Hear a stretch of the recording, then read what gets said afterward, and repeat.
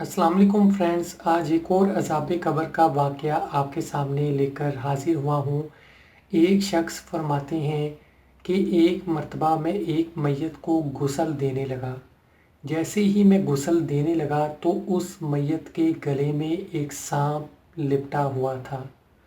तो मैंने कहा कि तुझे अल्लाह ताला ने हुक्म दिया है और हमें अल्लाह ताला ने हुक्म दिया है इस मैयत को गुस्ल देने का। तो वो सांप इतना सुनने के बाद एक साइड पे एक कोने पे चला गया और उसके बाद मैंने उस मैयत को गुस्ल दिया और गुस्ल देने के बाद वो सांप दोबारा आकर उस मैयत के गले में लिपट गया। ये इंसान के गुनाहों की सज़ा होती है जो इसे दूसरी दुनिया में जाके मिलते हैं। हम इस दुनिया में जितने भी ताकतवर हैं, कितना भी हम कमज़ोरों को तंग कर लें या फिर किसी के साथ जुल्म कर लें, किसी के साथ धोखा कर लें, फ्रॉड कर लें, लेकिन हमारे इस दुनिया में जाने के बाद जैसे ही हम इस दुनिया से जाएंगे फ़ौरन हमारा हिसाब किताब होना शुरू हो जाएगा।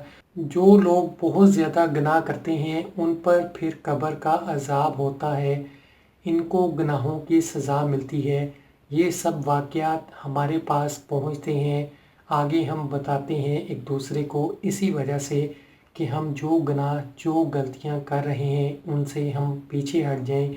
एक शख्स जिसकी मैयत पे सांप आकर उसे घेर लेता है, उसकी गर्दन के साथ लिपट जाता है, तो ये सब बातें अल्लाह ताला की नाराज़गी दिखाती हैं कि अल्लाह ताला कितना नाराज़ है।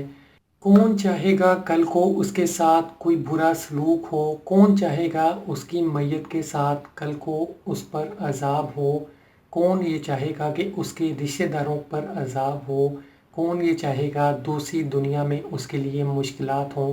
क्यों ना हम इस दुनिया में ही अपना इंतज़ाम कर लें, जो गुनाह जो गलतियां हम कर रहे हैं उनसे हम पीछे हट जाएं, उनको फ़ौरन से हम छोड़ दें, अल्लाह ताला से तौबा करें।